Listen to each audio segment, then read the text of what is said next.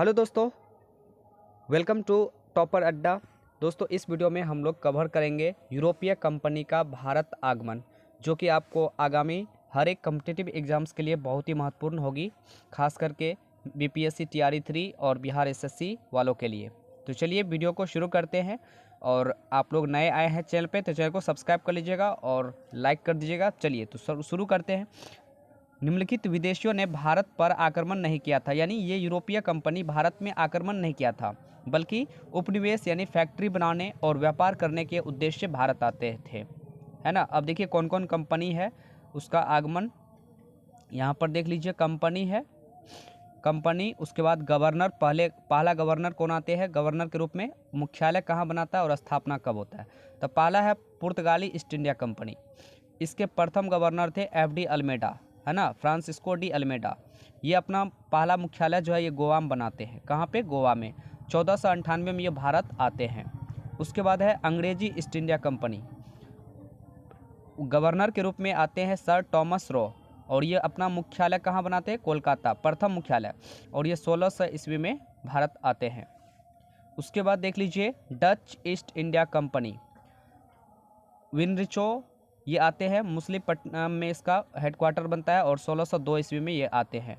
उसके बाद Danish east India company, हस हस डहसतमान, यहाँ पे मुख्यालय बनता है और ये आते हैं गवर्नर के रूप में। उसके बाद कोबार, तमिलनाडु में इसका हेडक्वार्टर होता है 1616 ईस्वी में।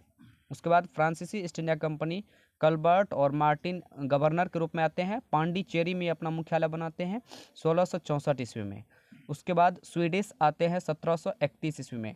इस तरह से ये सब पुर्तगाली कंपनी जो है, यूरोपीय कंपनी भारत आते हैं। उसके बाद है, परंतु कालांतर में भारत की स्थितियों के कारण इसमें से अंग्रेज एक शक्ति के रूप में उभरे जिसने भारत पर शासन किया। यानी जितना भी यूरोपीय कंपनी भारत आए, सब में से सबसे ज़्यादा पावरफुल कौन रहा? अंग्रेज। और सभी कंपनी को हरा करके उसको भगा दिया गया और अंग्रेज जो है भारत पर अपना शासन कायम कर लिया। मध्यकाल में भारत को पश्चिमी देशों से जोड़ने वाले दो मार्ग थे। मध्यकाल में पश्चिमी देश से जोड़ने के लिए पहला है फारस की खाड़ी और लाल सागर की खाड़ी। याद रखिएगा, एक एक पॉइंट इम्पोर्टेंट होगी। फ्रांसीसी और अंग्रेजों के बीच जो है सर्वप्रथम 1744 ईस्वी में युद्ध हुआ था, जिसे प्रथम कर्नाटक युद्ध कहा जाता है, जिसका कारण था अंग्रेजों का फ्रांसीसी जहाज़ों पर अधिकार करना। बहुत ही महत्वपूर्ण है, यहाँ से ये क्वेश्चन बनेगा कि अंग्रेज और फ्रांस के बीच जो है 1744 ईस्वी में क्यों युद्ध हुआ था। तो इसका मेन रीज़न है अंग्रेज़ द्वारा फ्रांसीसी जहाज़ों पर अधिकार प्राप्त कर लेना। आगे देखते हैं, अगला पॉइंट है, भारत में ये उपनिवेश शक्ति के रूप में पानीपत के तृतीय युद्ध यानी 1761 के बाद उभरे, है ना। पानीपत का तृतीय युद्ध 1761 के बाद जो है पूरा तरह से स्थापित हो गया था। उसके बाद तत्पश्चात अंग्रेज़ों ने मराठों, बंगाल और अवध के नवाब से कई युद्ध किए। इन युद्धों अंग्रेज़ों के विरुद्ध फ्रांसीसी सेना ने भी हिस्सा लिया था। उसके बाद आगे देखिए, बहुत ही महत्वपूर्ण पॉइंट आ गया है यहाँ पे, प्लासी का युद्ध। ठीक है, प्लासी का युद्ध 1757 ईस्वी में होता है। के बाद अंग्रेजों का कलकत्ता पर अधिकार हो गया और बक्सर का युद्ध 1764 ने भारत में ब्रिटिश प्रभुसत्ता स्थापित कर दी। बक्सर का युद्ध 1764 बहुत ही महत्वपूर्ण, यहाँ से क्वेश्चन बनेगा। चलिए फिर आगे देखते हैं। अब देखिए समुद्री मार्ग का खोज कैसे कैसे हुआ, तो थोड़ा सा मैं आप लोग को मैप के थ्रू बताना चाहूँगा। यहाँ पे थोड़ा सा ध्यान दीजिएगा, यहाँ पे देख लीजिए। सबसे पहले यहाँ पे देखिए यूरोप महादेश है, यूरोप में ही ये पुर्तगाल है। तो ये पुर्तगाली लोग जो है ये समुद्री रास्ते होते हुए केप मार्ग यानी केप ऑफ गुड होप होते हुए जो है ये भारत आए थे। ठीक है, इस तरह से ये भारत के समुद्री मार्ग का खोज किया था, वास्को डी गामा ने किया था। आगे देखते हैं, यूरोपीय भारत में प्रमुख बस्तियाँ, यानी ये जो भी यूरोपीय कंपनी आए हैं वो अपना अपना बस्ती जो है कहाँ स्थापित किए हैं। तो जैसे पहली वह है पुर्तगाली, तो ये पहला अपना जो है बस्ती यानी कोठी कहाँ बनाया था? गोवा में। उसके बाद द्वीप में, डेट भी दिया हुआ 1510 में, याद रखिएगा। और दमन 1558 में।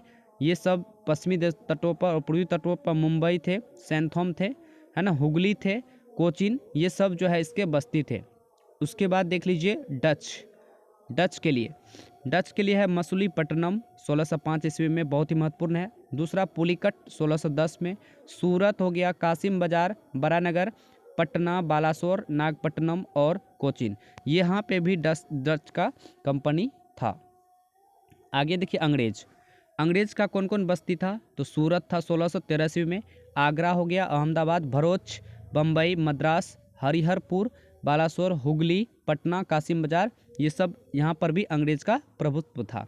उसके बाद फ्रेंच कंपनी कहाँ कहाँ स्थापित हुआ था, तो सूरत में 1688 में, मसूलीपट्टनम 1669 में, पांडिचेरी 1673 में, चंद्रनगर, यानी ये सभी जगहों पर फ्रेंच का पूरा तरह से दबदबा था। तो चलिए आगे देखते हैं। यहाँ पर यूरोपीय की प्रथम फैक्ट्रियाँ, जैसे पुर्तगाली जो है पहला फैक्ट्री 1502 ईस्वी में कोचीन केरल में स्थापित किया था, बहुत ही महत्वपूर्ण है। उसके बाद डच आते हैं, डच 1605 में मसूलीपट्टनम आंध्र प्रदेश में स्थापित करते हैं। उसके बाद अंग्रेज 1611 में मसूलीपट्टनम आंध्र प्रदेश में करते हैं। उसके बाद डेनिश जो है वो 1620 में ट्रावनकोर तंजौर में अपना प्रथम कोठी स्थापित करते हैं। अब फ्रांसीसी 1668 ईस्वी में सूरत गुजरात में स्थापित करते, बहुत ही महत्वपूर्ण है यहाँ पे। चलिए आगे देखते हैं। 15वीं शताब्दी में हुई भौगोलिक खोजों ने विश्व के विभिन्न देशों में आपसी संपर्क स्थापित किए। इसी दिशा में 1492 ईस्वी में कोलंबस ने स्पेन से भारत के समुद्री मार्ग की खोज में निकला और भटक कर अमेरिका पहुंच गया, और अमेरिका के समुद्री मार्ग का खोज कोलंबस ने 1492 ईस्वी में कर दिया। सबसे पहले याद रखिएगा कोलंबस कहाँ के निवासी थे, तो स्पेन देश के थे, याद रखिएगा, बहुत ही महत्वपूर्ण है। आगे देखते हैं। बार्थोलोम्यू डियाज 1487 ईस्वी में आशा अंतरिप पहुंचा। आशा अंतरिप जो है दक्षिण अफ्रीका के सबसे दक्षिणी हिस्सा जो है, जिसे उसने तूफानी अंतरिप भी कहा था, आशा अंतरिप को, केप ऑफ गुड होप को। और 17 मई 1498 ईस्वी को वास्को डी गामा ने केप ऑफ गुड होप या तूफानी अंतरिप से होते हुए भारत के पश्चिमी तट पर स्थित बंदरगाह कालीकट पहुंचकर भारत के नए समुद्र मार्ग की खोज की। बहुत ही महत्वपूर्ण यहाँ से क्वेश्चन बनेगा। चलिए आगे देखते हैं, अगला पॉइंट क्या है, वास्को डी गामा के बारे में। वास्को डी गामा के भारत आगमन से पुर्तगाली और भारत के मध्य व्यापार के क्षेत्र में एक नए युग का शुभारंभ हुआ। वास्को डी गामा के भारत आने से और भी पुर्तगालियों का भारत आने का क्रम जारी हो गया। अब देखिए कौन कौन पुर्तगाली यहाँ पर आते हैं। फ्रांसिस्को डी अल्मेडा 1505 ईस्वी में आते हैं और 9 तक रहते हैं।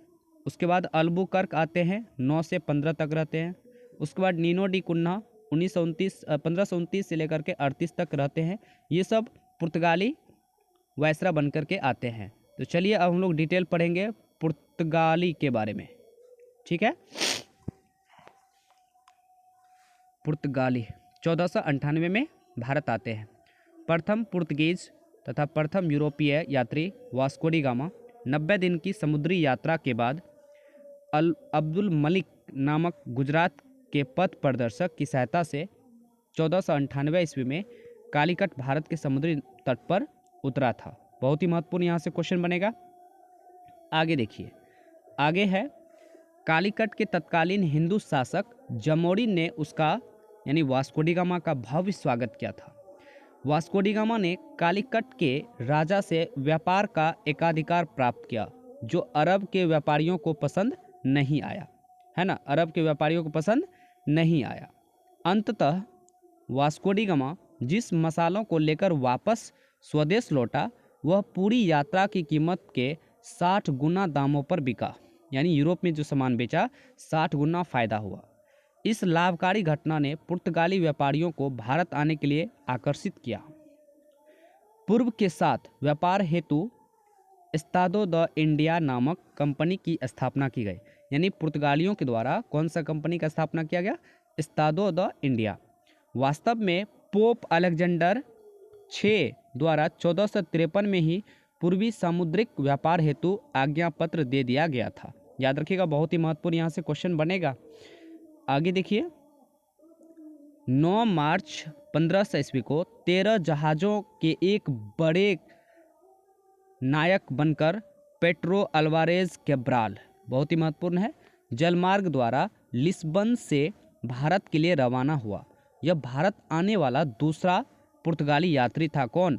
पेड्रो अल्वारेज कैब्राल, बहुत ही महत्वपूर्ण है ये दूसरा यात्री थे। पहला तो हो गया वास्को डी गामा, दूसरा यही थे। चलिए आगे देखते हैं। वास्को डी गामा 1502 में दूसरी बार भारत आया था। पहली बार 1498 में, दूसरी बार 1502 में। इसके बाद पुर्तगालियों का भारत में निरंतर आगमन प्रारंभ हुआ। पुर्तगालियों की पहली फैक्ट्री कालीकट में स्थापित हुआ, जिसे जमोरिन द्वारा बाद में बंद करवा दिया गया। चलिए अब देखिए, दुर्ग की स्थापना करते हैं पुर्तगाली लोग। पुर्तगाली व्यापारियों ने भारत में कालीकट, गोवा, दमन दीव और हुगली के बंदरगाह में अपनी व्यापारिक कोठियां स्थापित की। आगे देखते हैं, अगला प्रश्न आगे है। पूर्वी जगत के काली मिर्च और मसालों का व्यापार पर एकाधिकार प्राप्त करने के उद्देश्य से पुर्तगालियों ने 1503 ईस्वी में कोचीन में अपने पहले दुर्ग की स्थापना की। तो पहला दुर्ग कौन? 1503 ईस्वी में कोचीन में स्थापना हुआ पुर्तगालियों का। चलिए आगे देखते हैं। इसके बाद कन्नूर 1505 में पुर्तगालियों ने अपनी दूसरी फैक्ट्री स्थापित की। अब देखिए, समय समय पर पुर्तगाली गवर्नर के रूप में भी भारत आए। तो प्रथम गवर्नर के रूप में आते हैं फ्रांसिस्को डी अल्मेडा। 1505 से 9 तक इसका कार्यकाल है। 1505 ईस्वी में फ्रांसिस्को द अल्मेडा भारत में प्रथम पुर्तगाली वायसराय बनकर के आया। अल्मेडा का प्रमुख उद्देश्य शांतिपूर्वक व्यापार करना था। उसकी यह नीति ब्लू वाटर पॉलिसी अथवा शांत जल की नीति से जानी जाती है। तो क्वेश्चन पूछा जाएगा कि शांत जल की नीति कौन पुर्तगाली भारत में लाते हैं? तो फ्रांसिस्को डी अल्मेडा। आगे देखिए, 1508 ईस्वी में वह चोल के युद्ध में गुजरात के शासक से संभवतः हार चुका था, किंतु 1509 ईस्वी में उन्होंने महमूद बेगरा मिस्र और तुर्की शासक के समुद्री बेरे को पराजित किया था। चलिए फिर आगे देखते हैं। इस संयुक्त सेना को पराजित कर द्वीप पर अधिकार कर लिया और इस सफलता के बाद 16वीं हिंद महासागर पुर्तगाली सागर के रूप में परिवर्तित हो गया। अल्मेडा 1509 ईस्वी तक भारत में रहा। 1509 ईस्वी तक भारत में रहा। चलिए आगे देखते हैं। पुर्तगालियों के भारत आने के दो प्रमुख उद्देश्य थे। पहला उद्देश्य अरब और वेनिस के व्यापारियों का भारत से प्रभाव समाप्त करना और भारत में ईसाई धर्म का प्रचार प्रसार करना। ये प्रमुख दो उद्देश्य थे। अब दूसरा गवर्नर के रूप में आते हैं, उसका नाम है फ्रांसिस्को द अल्बुकर, बहुत ही महत्वपूर्ण है। 1509 ईस्वी में आते हैं और 15 तक रहते हैं। अल्बुकर 1503 ईस्वी में भारत में एस्क्वेड्रन के रूप में आया और 1509 ईस्वी में भारत में वायसराय नियुक्त किया गया, यानी आया 1503 में ही एस्क्वेड्रन के रूप में। अल्बुकर का उद्देश्य पुर्तगालियों के व्यापारिक एकाधिकार की स्थापना करना था। उसने अल्मेडा की ब्लू वाटर पॉलिसी को बंद करवा दिया। अब आगे देखिए क्या करता है। अल्मेडा के बाद फ्रांसिस्को द अल्बुकर्क ने 1509 ईस्वी में पुर्तगालियों का दूसरा वायसराय बनकर के भारत आया। अल्बुकर्क को भारत में पुर्तगाली साम्राज्य का वास्तविक संस्थापक माना जाता है। बहुत ही महत्वपूर्ण यहाँ से क्वेश्चन बनेगा। उसने कोचीन को अपना मुख्यालय बनाया। चलिए आगे देखते हैं। 1510 ईस्वी में उसने बीजापुर के शासक यूसुफ आदिल शाह से गोवा को छीनकर अपना अधिकार प्राप्त कर लेता है। कौन? अल्बुकर्क। बाद में 1530 ईस्वी में गोवा भारत में पुर्तगाली व्यापारिक केंद्र की राजधानी बनी। पुर्तगालियों का मुख्यालय गोवा बना दिया गया। इसके अलावा अल्बुकर्क ने 1511 में मलक्का यानी दक्षिण पूर्व एशिया और 1515 में फारस की खाड़ी में स्थित हारमुज पर एकाधिकार प्राप्त कर लिया। उसके बाद है विजयनगर शासक कृष्णदेव राय ने पुर्तगालियों को भटकल में दुर्ग बनने की इजाज़त दी, है ना। तो याद रखिएगा, अल्बुकर्क ने पुर्तगालियों को भारतीय स्त्रियों से विवाह करने के लिए प्रोत्साहित किया। कौन? अल्बुकर्क ने किया था। याद रखिएगा, बहुत ही महत्वपूर्ण यहाँ से क्वेश्चन बन जाएगा। चलिए फिर आगे देखते हैं। 1515 ईस्वी में अल्बुकर्क की मृत्यु हो गई, उसे गोवा में दफना दिया गया। अल्बुकर्क ने गोवा में सती प्रथा पर प्रतिबंध लगाया था। बहुत ही महत्वपूर्ण यहाँ से टॉपिक बनेगा, क्वेश्चंस भी बनेगा। अब तीसरा गवर्नर के रूप में कौन आते हैं? तो नीनो डी कुन्हा आते हैं, 1529 में आते हैं और 38 तक रहते हैं। अल्बुकर्क के बाद नीनो डी कुन्हा अगला वायसराय बनकर के भारत आते हैं। कुन्हा ने 1530 ईस्वी में अपना कार्यालय कोचीन से गोवा स्थानांतरित किया। गोवा को पुर्तगाली राज्य का औपचारिक राजधानी बना दिया गया। उसके बाद आगे देखिए, अगला पॉइंट है, कुन्हा ने सेंथोमी, चेन्नई, हुगली द्वीप और पुर्तगीज बस्तियों को स्थापित कर भारत में पूर्वी समुद्री तट की ओर पुर्तगाली वाणिज्य का विस्तार किया। उसके बाद है आगे, दक्षिण पूर्वी एशिया देशों से व्यापार के लिए पुर्तगाली ने नागपट्टनम बंदरगाह का प्रयोग करते थे। नीनो डी कुन्हा ने गुजरात के शासक बहादुर शाह से मुलाकात दौरान जहाज पर उसकी हत्या कर बसीन और द्वीप पर एकाधिकार प्राप्त कर लेता है। आगे है, उसके बाद बंगाल के शासक महमूद शाह ने 1534 ईस्वी में पुर्तगालियों को चटगांव और सतगांव में व्यापारिक फैक्ट्री खोलने की अनुमति दी, है ना। बंगाल के शासक कौन? महमूद शाह, याद रखिएगा, बहुत ही महत्वपूर्ण क्वेश्चन बनेगा यहाँ से। उसके बाद हुआ क्या, 1559 ईस्वी में तक पुर्तगालियों ने गोवा, दमन दीव और सालसेट, बसीन, चेल, मुंबई, संथोमी और हुगली पर अपना अधिकार प्राप्त कर लेता है। उसके बाद है, पुर्तगालियों ने अकबर की अनुमति से हुगली में तथा शाहजहां की अनुमति से बंदेल में कारखाने स्थापित किए, बहुत ही महत्वपूर्ण है। 1632 ईस्वी में शाहजहां के समय कासिम खान बंगाल का गवर्नर ने पुर्तगालियों के अधिकार से हुगली छीन लिया गया। उसके बाद हुआ क्या, उसके बाद औरंगजेब आया। औरंगजेब ने चटगांव से पुर्तगाली समुद्री लुटेरों का सफाया कर दिया। चटगांव बंदरगाह को पुर्तगाली पोर्टो ग्रांडे महान बंदरगाह कहते थे। चटगांव बंदरगाह को पुर्तगाली, याद रखिएगा, बहुत ही महत्वपूर्ण, यहाँ से क्वेश्चन बन जाएगा। उसके बाद क्या हुआ, 1661 में पुर्तगाली राजकुमारी कैथरीन का विवाह तत्कालीन ब्रिटिश सम्राट चार्ल्स द्वितीय से होने के उपलक्ष्य में पुर्तगालियों ने ब्रिटिश को मुंबई द्वीप दहेज के रूप में दे दिया। देखिए, बहुत ही खतरनाक यहाँ से क्वेश्चन बन जाएगा। उसके बाद हुआ क्या, भारतीय सामुद्रिक साम्राज्य। पुर्तगालियों ने अपने भारतीय सामुद्रिक साम्राज्य को एस्तादो व इंडिया नाम दिया। उसके बाद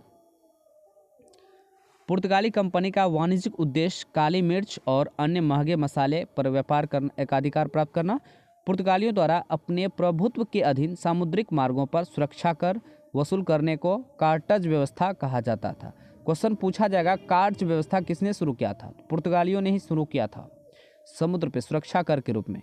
उसके बाद है, कार्ज आर्मेडा काफिला व्यवस्था के अंतर्गत कोई भी भारतीय अरबी जहाज पुर्तगालियों से कार्ज यानी परमिट लिए बिना अरब सागर में नहीं जा सकता था। यहाँ तक कि पुर्तगाल अधिकृत क्षेत्र में व्यापार के लिए मुगल बादशाह अकबर को भी एक निःशुल्क कार्ज प्राप्त करना पड़ता था। उसके बाद अकबर का पुर्तगालियों से प्रथम परिचय गुजरात के केम्बे यानी खंभात की खाड़ी में हुआ था। उन्होंने कार्ज आर्मेडा काफिला व्यवस्था द्वारा एशियाई व्यापार पर गहरा प्रभाव डाला। पुर्तगालियों अपने को सागर स्वामी कहते थे। बहुत ही महत्वपूर्ण यहाँ से क्वेश्चन सब बनेगा। उसके बाद है, कार्ज प्राप्त अरबी और भारतीय जहाज़ों को काली मिर्च और गोला बारूद प्रकार के सामग्री को ले जाने की अनुमति नहीं थी। उसके बाद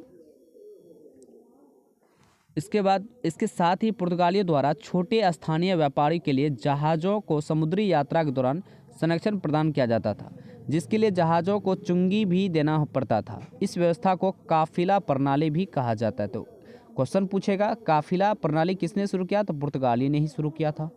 उसके बाद देखिए, अगला है, 1595 ईस्वी तक पुर्तगालियों का हिंद महासागर पर एकाधिकार बना रहा। कब तक? 1595 तक। अब दूसरा उद्देश्य था ईसाई धर्म का प्रचार प्रसार करना। तो 1542 ईस्वी में पुर्तगाली गवर्नर अल्फांसो डिसूजा के साथ प्रसिद्ध जेसुइट पादरी और संत जेवियर भारत आए थे ईसाई धर्म के प्रचार प्रसार करने के लिए। बहुत ही महत्वपूर्ण यहाँ से क्वेश्चन बन जाएगा। उसके बाद सर्वप्रथम पहली शताब्दी में सेंट थॉमस ईसाई धर्म के प्रचार के लिए भारत आया था। सर्वप्रथम सेंट थॉमस। इस समय दक्षिण भारत में ब्राह्मण वंश सातवाहन साम्राज्य का शासन हुआ करता था। ईसाई धर्म का मुगल शासक अकबर के दरबार में प्रवेश फादर एकाबीवा और मांसरेत के नेतृत्व में हुआ था। बहुत ही महत्वपूर्ण क्वेश्चन बनेगा यहाँ से। उसके बाद है, पुर्तगालियों ने कन्याकुमारी और एडम ब्रिज के मध्य रहने वाले जनजातीय मछुआरे और मालाबार तट के मुकवा मछुआरे को ईसाई धर्म में परिवर्तित किया। पुर्तगाल में 1560 ईस्वी में गोवा में ईसाई धर्म न्यायालय की स्थापना की गई। इंक्विजिशन पुर्तगालियों द्वारा स्थापित धार्मिक न्यायाधिकरण थे। याद रखिएगा, इंक्विजिशन जो है ये किसके द्वारा शुरू किया गया था, तो पुर्तगालियों के द्वारा। उसके बाद है पुर्तगाली धार्मिक रूप से असहिष्णु थे और डकैती व लूटमार उनके व्यापार का प्रमुख हिस्सा था, अतः वे भारत में अलोकप्रिय थे और असफल हुए। उसके बाद योगदान, देखिए योगदान यानी भारत में उसका योगदान क्या क्या रहा। भारत में गौथिक स्थापत्य कला का आगमन पुर्तगालियों के साथ ही प्रारंभ होता है, तो महत्वपूर्ण क्वेश्चन यहाँ से बन जाएगा। उनके आगमन से भारत में तंबाकू की खेती शुरू हो गया, जहाज निर्माण का कार्य और प्रिंटिंग प्रेस की शुरुआत हो गई। ये सब इम्पोर्टेंट क्वेश्चन है, बहुत ही महत्वपूर्ण है। पुर्तगाली मालाबार और कोंकण तट से सर्वाधिक काली मिर्च का निर्यात करते थे। इसके अलावे अदरक, दालचीनी, चंदन, हल्दी, नील आदि का निर्यात होता था। भारत में प्रथम प्रिंटिंग प्रेस की स्थापना 1556 ईस्वी में गोवा में हुई थी, जिसका श्रेय सिर्फ पुर्तगालियों को जाता है। उसके बाद आगे है भारतीय जड़ी बूटियों व वनस्पति पर प्रथम पुस्तक 1563 ईस्वी में गोवा में से प्रकाशित हुआ था। पुर्तगालियों ने गोवा दमन द्वीप पर 1661 ईस्वी तक शासन किया और 1961 को इन्हें भारत का हिस्सा बना लिया गया और पुर्तगाली फाइनली 1961 में भारत को छोड़ करके भाग गया। पुर्तगालियों के भारतीय व्यापारिक पतन के निम्नलिखित कारण थे। भारतीय जनता के प्रति धार्मिक और सहिष्णुता की भावना, गुप्त रूप से व्यापार करना और डकैती और लूटमार को अपनी नीति का हिस्सा बना लेना, ये सब असफल का कारण है। नए उपनिवेश ब्राजील की खोज, अन्य यूरोपीय व्यापारिक कंपनियों से प्रतिस्पर्धा, अपर्याप्त व्यापारिक तकनीकी, पुर्तगीज वायसराय पर पुर्तगाली राजाओं का अधिक नियंत्रण। उसके बाद गौथिक स्थापत्य कला, देखिए क्या है गौथिक स्थापत्य कला। भारत में गौथिक स्थापत्य कला का आगमन पुर्तगाली के साथ हुआ था। इस कला से अभी मतलब है तिकोने मेहराबों वाली यूरोपीय शैली से है, जिसे इमारत के विशाल होने का आभास होता है। उसके बाद है यह मध्ययुगीन यूरोपीय वास्तु की एक शैली है जो संभवतः जर्मन गोथ्स जाति से प्रभावित अभिवृत्ति हुई थी। उसके बाद अगला पॉइंट जो है वो है यह मध्ययुगीन यूरोपीय वास्तु की एक शैली है। हाँ, इस कला का प्राय 12वीं से 15वीं सदी तक बना रहा है। गौथिक स्थापत्य कला को विक्टोरियन शैली भी कहा जाता है। बहुत ही महत्वपूर्ण यहाँ से क्वेश्चन बनेगा। तो इस तरह से दोस्तों हो चुका है पुर्तगालियों का आगमन, यानी पुर्तगाली कंपनी के बारे में पूरा डिटेल हम लोग जान चुके हैं। तो मिलते हैं एक नए वीडियो में। जय हिंद, जय भारत।